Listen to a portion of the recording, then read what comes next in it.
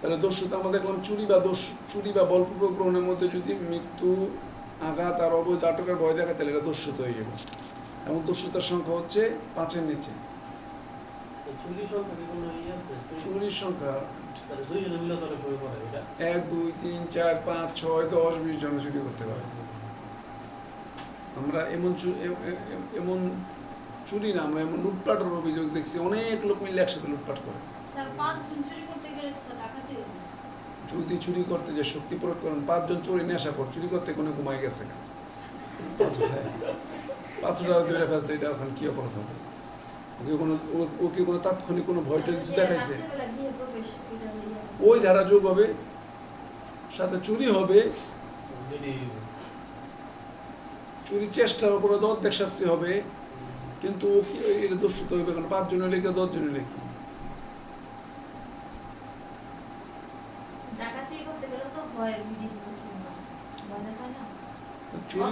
চুরি মানে হচ্ছে চোররা খুব প্রেস্টিজ মেনটেন করে, এরা কাউকে ভয়টাই দেখায় না, গোপনে কাজ সেরে খালি করে দিয়ে আসে।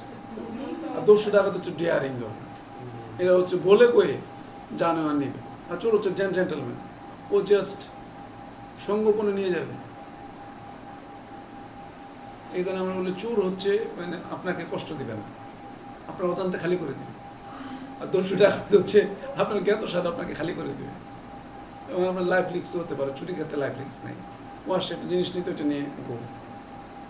মার্ক টুয়েন একজন বিখ্যাত কবি ছিলেন, উনি জীবনে বই দান নিয়ে ফেরত দিন নাই। মার্ক টুয়েন বই দান নিয়ে জীবনে কোনো ফেরত দেয় না। উনি একটা লাইব্রেরিতে যত বই ছিল সব চুরি করাবে। উনি বলতেন বই নেওয়া কোনো বই চোর তো চোর না, জ্ঞান নিচ্ছেন। ওনার সম্পর্কে বলা আছে, এরকমটা লিখা পড়ছি আমি। তাহলে চুরিটাও এরকম দস্যুতা টান করতে পারে। আমি এক শব্দ শেষ। হ্যাঁ, সমাজেও থাকে, সোসাইটিতে, এলাকায় থাকে। মনে করেন যে আপনি জমি বিক্রি করবেন না, ওর সাথে ম্যানেজ না করে আপনি জমি বিক্রি করতে দিবেন। ওরা সিন্ডিকেট আছে, অগত হইলে এই জায়গা বিক্রি করলে কেউ 12 লাখ টাকা করে তোরা দিবি না, তোরা কিনবি, তোরা 12 রুপি দিবি না, তোরা 12 রুপি দিবি না, আমরা 12 রুপি দেয় না, এই বিষয়ে কেমন বিক্রি করে। যারা ভ্যালু আছে 20 লাখ, উনি 12 রুপি উঠতে দিবেন, এমন আছে না? ইটস ওয়ান কাইন্ড অফ ভূমিদস্যু। তুমি একটা সিন্ডিকেট করে তুমি বিক্রি করতে দিচ্ছ। তাহলে এবার হচ্ছে ডাকাতি দস্যুতার আপগ্রেড ভার্সন। এটা হচ্ছে সেম দস্যুতাই, খালি দস্যু যদি 5 জন হয়ে যায়, সংখ্যা চেঞ্জ। ডাকাতি মিনিমাম 5 আমাদের বেআইনি সমাবেশ আমরা দেখছি, আমরা এখানে দেখতেছি 5 সংখ্যাটা প্রভাবশালী সংখ্যা। ইংরেজরা 5 সংখ্যাটাকে প্রায়োরিটি দিচ্ছে। আমাদের সমাজে তো করলে, সমাজে 5 জন যদি বলে না, পঞ্চায়েত ব্যবস্থাটা মানে কি, 5 জন মুরব্বী বা 5 জন গ্রামের গুরুত্বপূর্ণ ব্যক্তিদের সিদ্ধান্ত। 391-তে ডাকাতে আমরা দেখলাম সেম ম্যাটার। এখন থেকে দস্যুতার শাস্তি 392-তে, দস্যুতা যদি দিনে রাতে যখনই করুক 10 বছর শাস্তি। তবে রাত্রেবেলা রাজপথে শব্দটা হচ্ছে রাজপথে,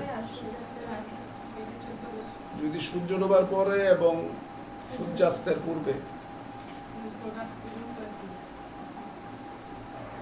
তাহলে একরকম অপরাধ।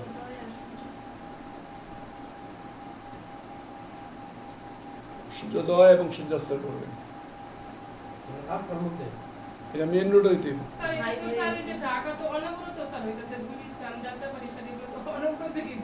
হ্যাঁ, ওই যেগুলির জন্য তো যে এরকম